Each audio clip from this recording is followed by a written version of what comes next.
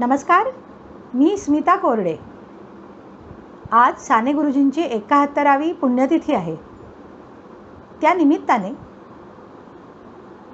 2 मे ते 10 मे 1947मध्ये पंढरपूरला अस्पृश्यांच्या मंदिर प्रवेशासाठी साने गुरुजींनी उपोषण केलं होतं.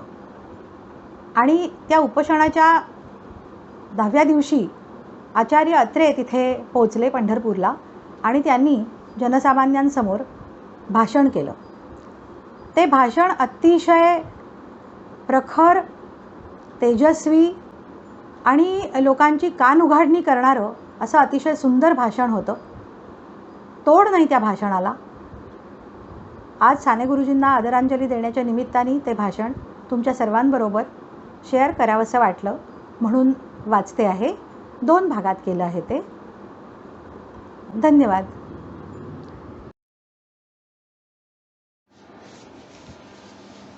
नमस्कार, मी स्मिता कोरडे.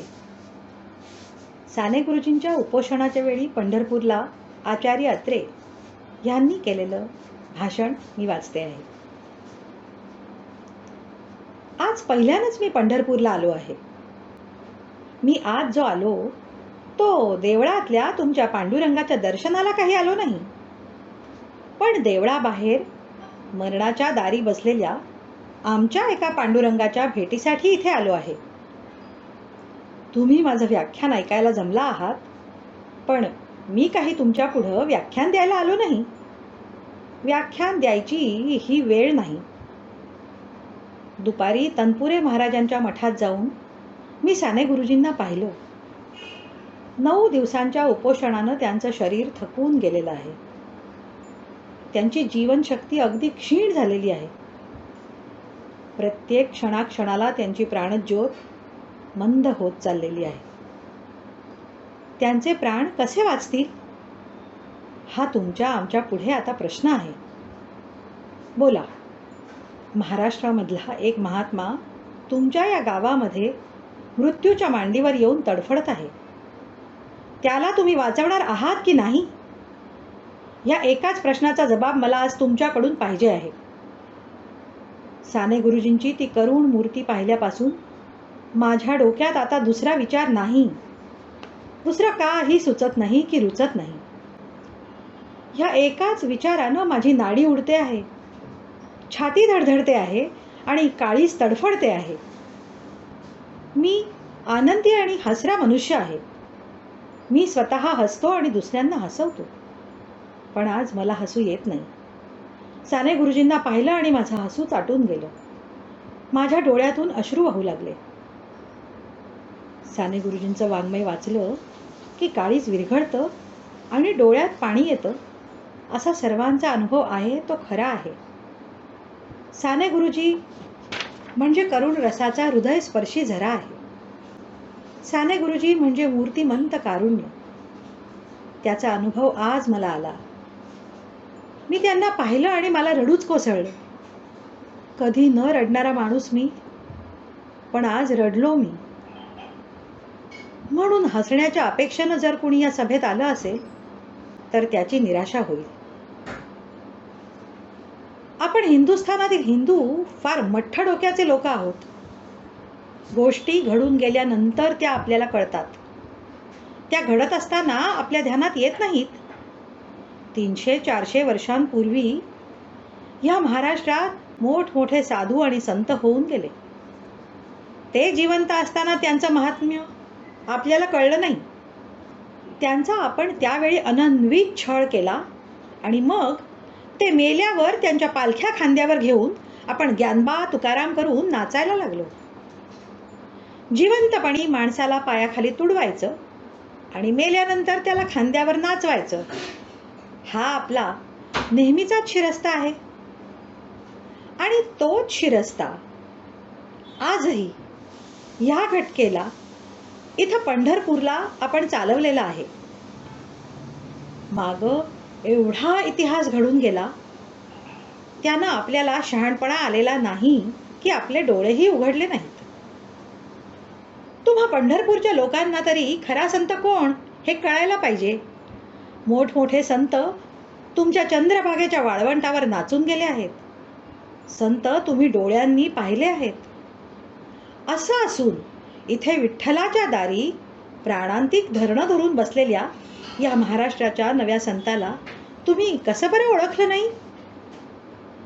संत तुकाराम महाराजांचा मंबाजी, तुंबाजी आणि सालोमालो ह्यांनी जसा छळ केला तसा इथले काही सनातनी सालोमालो आणि दाढीवाले मंबाजी तुंबाजी संत साने गुरुजींचा आज छळ करत आहेत. हे तुम्हाला डोळ्यांनी पाहवतं तरी कसं? इतिहासाची तीच आंधळेपणानं पुनरावृत्ती होऊ देण्यात काय हाशील आहे? आपण विचार करणारी माणसं आहात, बिनबुद्धीची जनावरं नाहीत. मी साने गुरुजींना संतच म्हणतो. सेनापती बापट त्यांना ज्ञानेश्वराचा अवतार मानतात. खरोखर गुरुजी संतांच्या परंपरेत शोभण्यासारखेच आहेत. मी त्यांना महाराष्ट्राचा महात्मा म्हणतो. त्यांच्या निर्मळ साहित्याचं आणि पवित्र चारित्र्याचं वर्णन करावं तेवढं थोडंच आहे.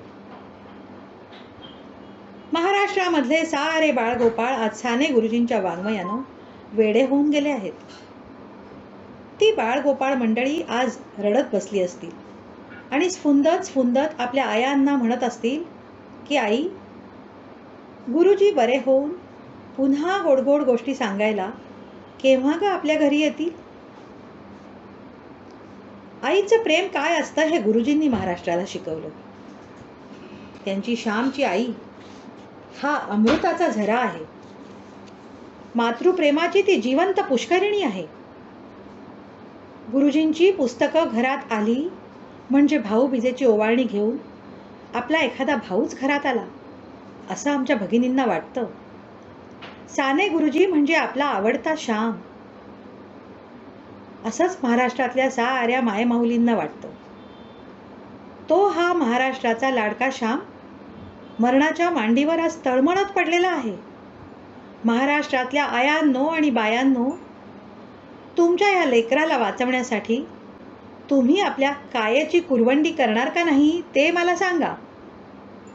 गुरुजी म्हणजे साक्षात प्रेममूर्ती, प्रत्यक्ष सेवामूर्ती. दुसऱ्यांवर प्रेम करावं, दुसऱ्यांची सेवा करावी हेच मुळी त्यांचं जीवन आहे. त्यांना स्वतःचं जीवनच उरलेलं नाही. त्यांचं स्वत्व त्यांनी पार पुसून टाकलं आहे. आगगाडीतून प्रवास करताना लहान मुलं रडू लागली म्हणजे आयांच्या कडेवरून ते त्यांना उचलून घेतात आणि खांद्यावर घेऊन त्यांना जोजावतात. मुलांवर प्रेम कसं करावं आणि त्यांची समजूत कशी काढावी हे स्त्रियांपेक्षा गुरुजींना जास्त कळतं. एकदा एका आईनं आपल्या मुलाच्या तोंडात मारली. ते दृश्य बघून गुरुजींच्या डोळ्यात एकदम आसू आले. ते तीरासारखे धावत गेले आणि त्या मुलास चटकन कडेवर उचलून घेऊन ते आईला रागानं म्हणाले, माझ्या मुलाला मारू नकोस, माझ्या मुलाला मारू नकोस. प्रत्यक्ष मुलाच्या आईशी प्रेमाची चढाओढ करणारे असे हे आमचे अलौकिक साने गुरुजी आहेत. आमचे मित्र लोकमान्यकार गाडगीळ परवा सांगत होते, त्यांचा लहान मुलगा एकदा आजारी पडला. आजारात त्याला कुणाची आठवण व्हावी बरं? त्याला दुसऱ्या कुणाची आठवण झाली नाही. त्याला साने गुरुजींची आठवण झाली. त्यानं हळूच गुरुजींना एक पत्र लिहिलं की मी आजारी आहे आणि मला तुम्हाला भेटायचं आहे. गुरुजी त्या लहान मुलाची हाक ऐकून तीरासारखे धावत आले. एका संध्याकाळी गाडगीळ कामाहून घरी परत येत आहेत. तो मुलाच्या बिछाण्यापाशी गुरुजी त्याचं अंग चेपीत बसले आहेत. मुलांवर एवढं प्रेम करणारा महाराष्ट्रात दुसरा कोणी महात्मा आहे काय? असलाच तर त्याची गाठ मला घ्यायची आहे. आई मुलावर जसं प्रेम करते तसं गुरुजी समाजावर प्रेम करतात. आपल्या कुटुंबाचे कष्ट उपसताना जसे आईला श्रम होत नाहीत तसेच समाजातील भावंडांची सेवा करताना गुरुजींनाही श्रम होत नाही. उलट त्यांची सेवा करताना गुरुजींना प्रेमच वाटतं. आपल्या हरिजन बंधूंना विठोबाच्या मंदिरात प्रवेश नाही ह्याचं दुःख म्हणूनच इतरांपेक्षा गुरुजींना जास्त झालं. मुलाला जखम झाली तर आईचं हृदय रक्तबंबाळ होतं. अस्पृश्य बंधूंच्या उरातल्या जखमा गुरुजींना दिसल्या म्हणूनच त्यांच्या जीवाची एवढी उलघाल झाली. त्यांच्या त्या जखमा जोपर्यंत बुजल्या नाहीत तोपर्यंत जगण्यात गुरुजींना काय गोडी वाटणार. पेक्षा मरण पत्करलेलं बरं, अशी त्यांची भावना आहे. गुरुजींच्या प्राणांतिक उपोषणाची ही खरी भूमिका आहे. आपल्या लेकरांना न्याय मिळावा म्हणून ही आई आपले प्राण पणाला लावून तुमच्या दाराशी बसलेली आहे. त्यामुळं साऱ्या महाराष्ट्राचं लक्ष आज पंढरपुराकडे लागलं आहे. गेल्या 300 वर्षांमध्ये पंढरीला जेवढं महत्त्व मिळालं नव्हतं तेवढं ते आज मिळालेलं आहे. पंढरीच्या आघाडीवर आज एक मोठी लढाई लढली जात आहे. पंढरीच्या पुण्याईची आज कसोटी लागणार आहे. नाहीतर माझ्यासारख्या माणसाला पंढरीला यायचं काही कारण नव्हतं. मघाशी मी चंद्रभागेवर स्नान करून आलो. म्हटलं तीर्थात आंघोळ करून पावन व्हावं, पण तुमच्या चंद्रभागेत ढोपरभर देखील पाणी नाही हो. मग सांगा, माझ्या आकाराच्या माणसाला तिच्यात कशी बरं आंघोळ करता येणार. कशी बशी आंघोळ करून मी देवळात गेलो. कुणी म्हणालं, हरिजनांना ज्या मंदिरात प्रवेश नाही तिथं तुम्ही कशाला जाता. मी म्हणालो, विठोबानं माझं काय वाकडं केलं आहे. मी विठोबाला जाऊन भेटणार म्हणून मी देवळात गेलो. काय सांगू मित्र हो, विठोबाच्या देवळात खरोखर भूताचा बाजार भरला आहे. बाजार. यमपुरीत देखील असे भयंकर चेहरे पाहायला मिळाले नसते. एक जिवंत माणूस मला तिथं दिसला तर शपथ. इथून तिथून सारे 4-2 दिवसांचे सोबती. त्यापैकी काही जण झोपी गेले तर त्यांना चुकून कोणी ताटीवर चढवायचे आणि त्यात मुळीच चूक व्हायची नाही.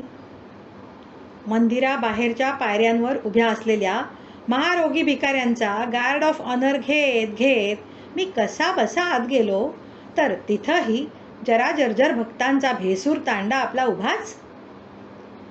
मी विठोबाच्या पायावर डोकं ठेवून त्याला विनवणी केली की हे वृद्ध तुझ्या दाराशी इतकी ताटी करून बसले आहेत, का त्यांचा आता अंत पाहतो.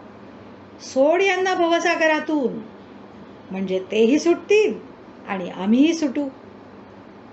विठोबाच्या भोवतालचे हे सनातनी बाजार बुणके नाहीसे झाल्या वाचून खऱ्या भक्तांना त्या मंदिरात प्रवेश मिळणं अशक्य आहे. विठोबाचं दर्शन घेतल्यानंतर मी त्या क्षिऱ्यांच्या दर्शनाला गेलो. दुपारी गुरुजींचं दर्शन घेऊन आलोच होतो. तुकारामाचं दर्शन घेतल्यावर मंबाजीला नको का भेटून यायला. मला पहिल्यानं त्यानं ओळखलंच नाही.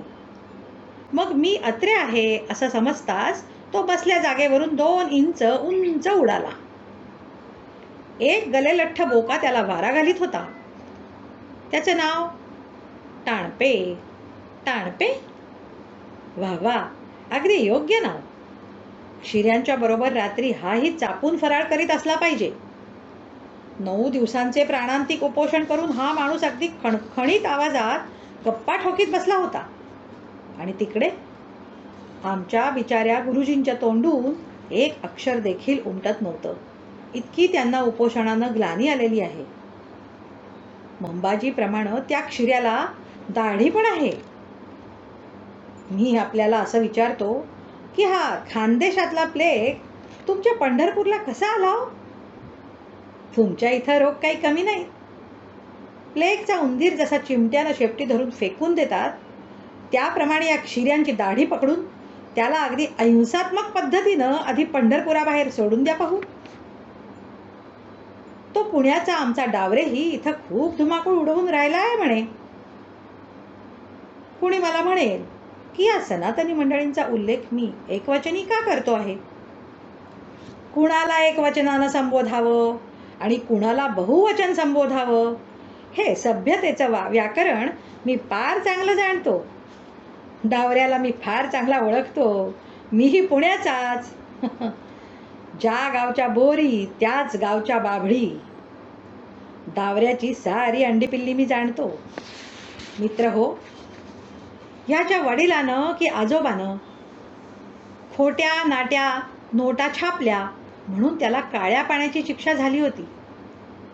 या धर्मवीर डावऱ्यांचा जन्म अंदमान बेटात झालेला आहे हे तुमच्यापैकी किती जणांना ठाऊक आहे?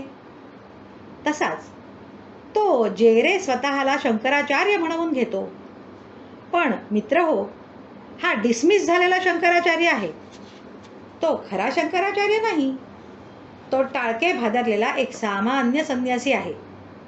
मला कळत नाही की क्षीरे, जेरे आणि डावरे हे 3 रेकारांत रेमेडोके नेमके या पंढरपुरात कसे जमा झाले. बंधूंनो, अलीकडे माझा नरकावर विश्वास बसू लागलाय बरं का. आणि ह्या मंडळींना पाहिल्यावर तर आता नरक असतो, ह्या गोष्टीबद्दल माझी जास्त खात्री झाली आहे. ह्या मंडळींची अखेर कुठं रवानगी होणार हे का मी तुम्हाला सांगायला पाहिजे? नरकाची निर्मितीच मुळी या लोकांसाठी आहे, नाही तर नरकाची जरूर काय होती हो. हे नरकात गेल्यावर मी देखील नरकात जाणार आहे, अर्थात वर्तमानपत्राचा रिपोर्टर म्हणून हो. हे तिथं गेल्यावर काय करतील हे बघण्याची मला फार उत्सुकता आहे. मी नाटककार आहे हे तुम्हाला माहीत आहे. क्षीऱ्यांचं हे पात्र मी एखाद्या नाटकात जरूर रंगवून दाखवीन. ह्या ना त्या रीतीनं मी त्याला अमर करून सोडल्या वाचून राहणारच नाही.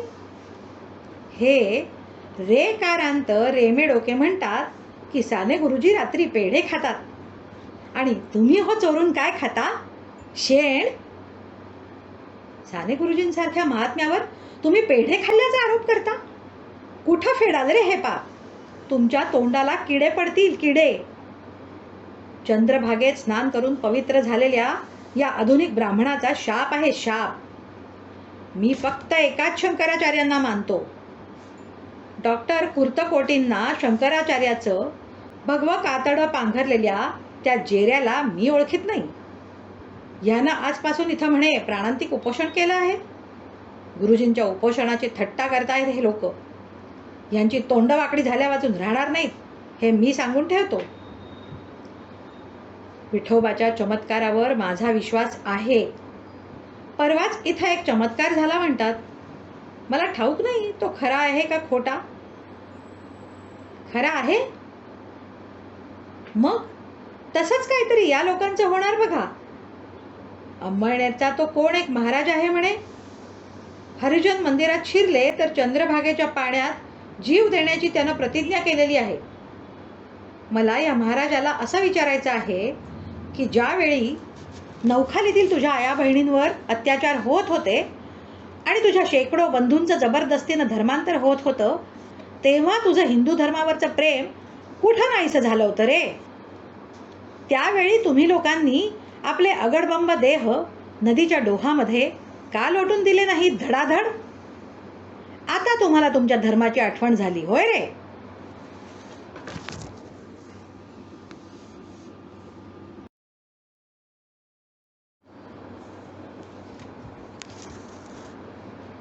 त्यावेळी तुम्ही लोकांनी आपले अगडबंब देह नदीच्या डोहामध्ये का लोटून दिले नाहीत धडाधड? आता तुम्हाला तुमच्या धर्माची आठवण झाली होय रे. पडव्यांच्या विरुद्ध ह्या ठिकाणी मला काहीही बोलायचं नाही. आमच्या महाराष्ट्राचे प्राण आज त्यांच्याकडे गहाण आहे. महाराष्ट्राचा उजवा हात पंढरीच्या देवळाखाली अडकलेला आहे. तो आम्हाला अलगद सोडवून घ्यायचा आहे. म्हणून बडव्यांना दुखवून आम्हाला चालायचं नाही. पण त्याचा असा अर्थ नव्हे की बडव्यांच्या समाधानासाठी मंदिर प्रवेशाच्या प्रश्नाला आम्ही मुरड घालू. नरसोपंत केळकर आणि सोनोपंत दांडेकर म्हणतात की विठोबापुढे एक नवीन दांडा बांधावा आणि तेथपर्यंत स्पृश्य अस्पृश्य भक्तांना येऊ द्यावं. आमची या दांडेकर मंडळींना विनंती आहे की मेहरबानी करा आणि हिंदू धर्माच्या पायात आणखी नवीन कोलदांडे घालू नका. बडव्यांना मला कळकळीनं असं सांगायचं आहे की अस्पृश्यतेमुळं आतापर्यंत हिंदू धर्माचं केवढं नुकसान झालेलं आहे ह्याचा तुम्ही नीट विचार करा. आमचा हिंदू धर्म गळक्या पखालीसारखा आहे. गेली 5000 वर्षे ह्या पखालीमधून पाणी एकसारखं गळतं आहे. अस्पृश्यता आणि जातीभेद ही या पखालीला पडलेली 2 भगदाडं आहेत.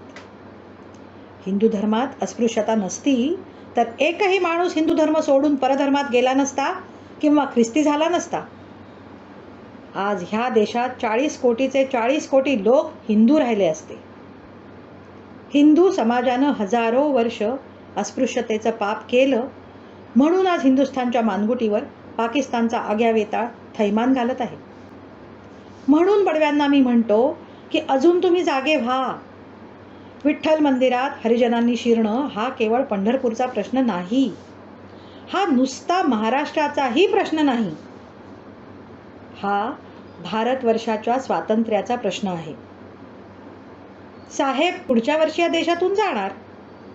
स्वदेशी जाण्याचा त्याला एव्हापासून वेध लागून राहिला आहे. त्यांनी आपल्यापासून जे जे काही लुटून घेतलं ते परत करायची त्यांची आता तयारी आहे. गांधीजी म्हणाले, टाक आमचं स्वातंत्र्य. साहेब तुमचं स्वातंत्र्य द्यायला कबूल आहे. आझाद म्हणाले, टाक आमचा कोहिनूर. साहेब तुमचा कोहिनूरही द्यायला तयार आहे. पण लक्षात ठेवा, विठ्ठल मंदिरात जोपर्यंत तुम्ही हरिजनांना बंदी केलेली आहे तोपर्यंत साहेबांनी खुल्या करून दिलेल्या स्वातंत्र्याच्या मंदिरात तुम्हाला पाऊलही टाकता यायचं नाही. तुमच्या स्वातंत्र्याचा मार्ग विठ्ठलाच्या मंदिरामधून जातो आहे हे ध्यानात घ्या. 12 महिन्यांच्या आत देशातल्या सर्व जातींचं आणि जमातींचं ऐक्य झालं पाहिजे. नाहीतर तुमच्या हातात पडलेल्या स्वातंत्र्याच्या जरीपटक्याच्या चिंध्या चिंध्या होऊन जातील आणि या चिंध्या देखील बाहेरची कोणीतरी माणसं येऊन तुमच्यापासून बळकावून जातील. 32 साली महात्माजींनी उपोषण केलं हे तुम्हाला माहीत आहे ना. ते उपोषण सोडताना डॉक्टर आंबेडकरांना गांधीजींनी काय वचन दिलं की 10 वर्षात अस्पृश्यता नाहीशी करून टाकतो. त्या गोष्टीला आज 10 नाही, चांगली 15 वर्ष होऊन गेली. महात्माजींनी अस्पृश्यांना दिलेलं वचन पाळलं गेलं नाही. अस्पृश्यांचा आपण विश्वासघात केलेला आहे. त्याबद्दल प्रायश्चित्त घेण्यासाठी आज साने गुरुजींनी हे उपोषण सुरू केलेलं आहे. महात्माजींच्या त्या प्राणांतिक उपोषणामधूनच गुरुजींचं हे उपोषण निर्माण झालेलं आहे. महात्माजींच्या उपोषणाची ही सांगता आहे.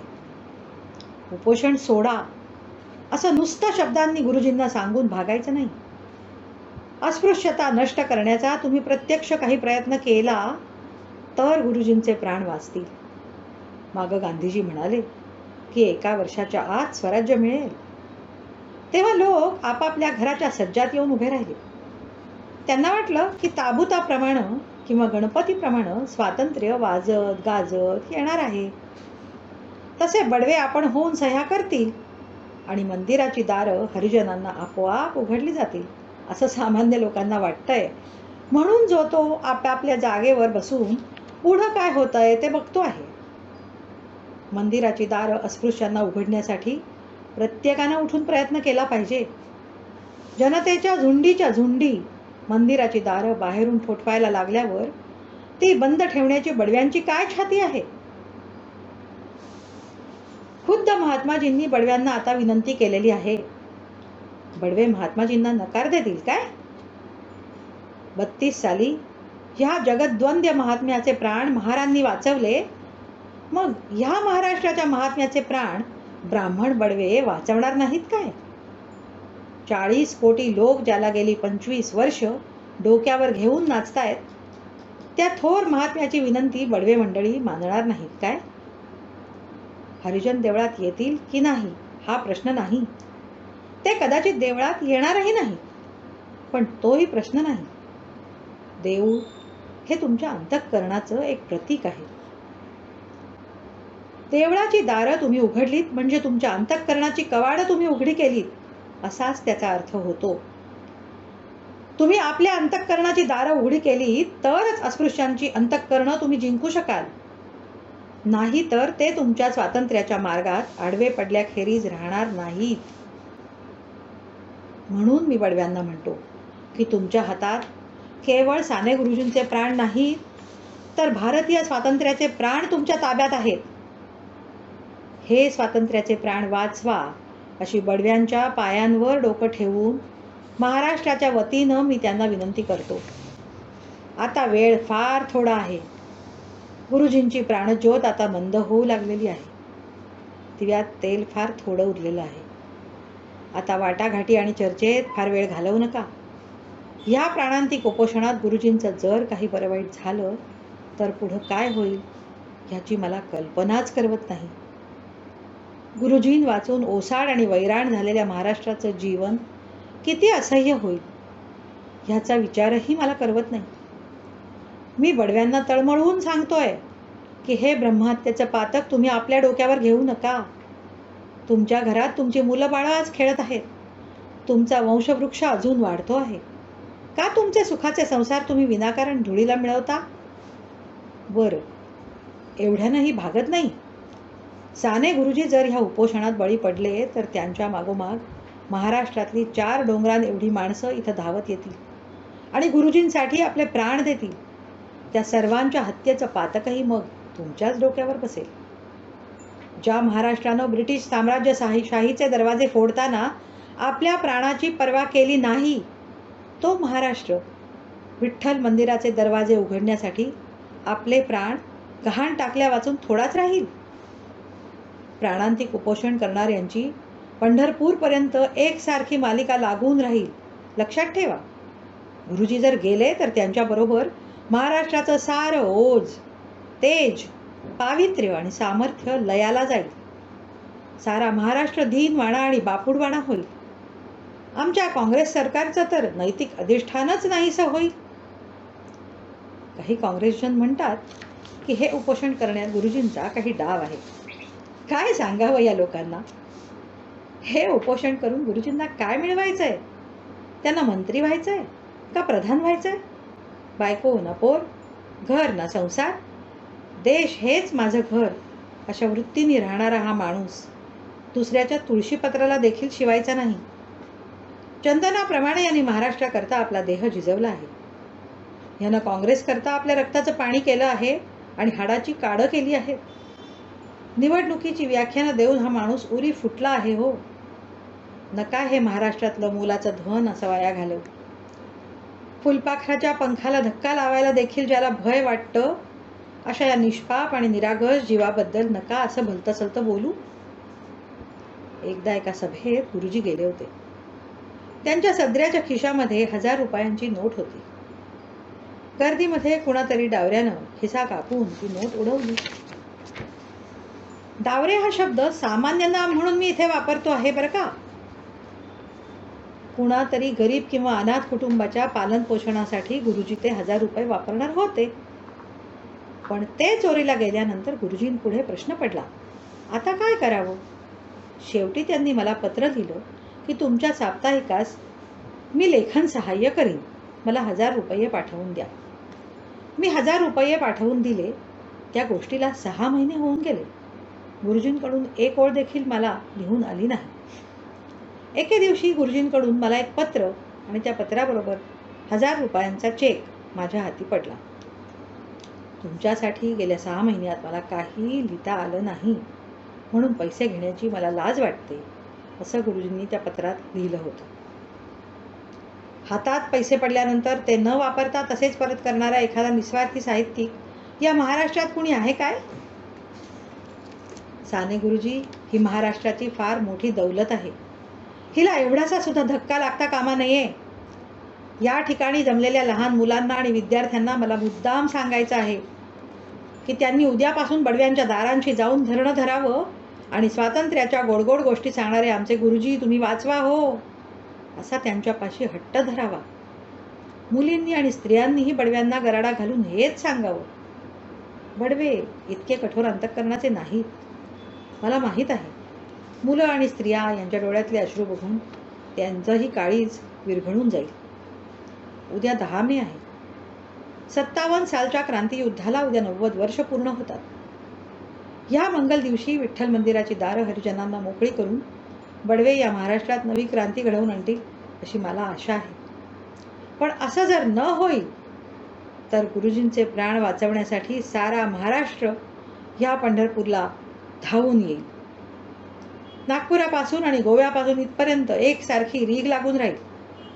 पावसाळा नसतानाही या चंद्रभागेला प्रचंड पूर येईल आणि त्या पुराचं पाणी पायऱ्या ओलांडून मंदिरात शिरू लागलं की मग परमेश्वर जरी खाली उतरला तरी मंदिराचे दरवाजे उघडल्याखेरीज राहणार नाही. जय हिंद.